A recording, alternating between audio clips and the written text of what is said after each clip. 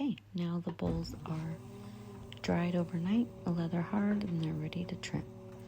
So I take my trimming tool and I go along the bottom edge and just kind of clean them up. You're going to have excess clay right there, so we want to round that edge over and then create a little foot on the bottom.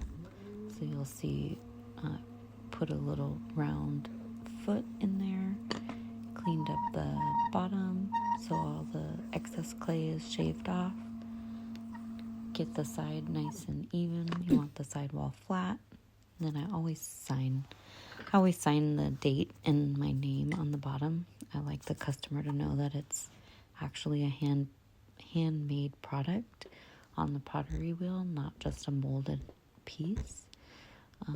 Then we have to go through and re-stamp all those paw prints so that the impressions are deep enough that you can see them well and they're easier to paint.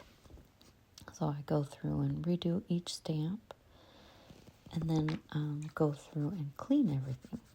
So cleaning it off with the sponge just gets all of the rough edges down, all of the trimming marks you can sponge out so that the side walls and everything is really smooth. And the glaze will sit in the bowl better and you have a nice smooth finish for a nice product when it's done. So that part's really important. And then we're just going to go through and trim every one. So I stick my items down on the wheel with water instead of pinching clay around the bottom edge.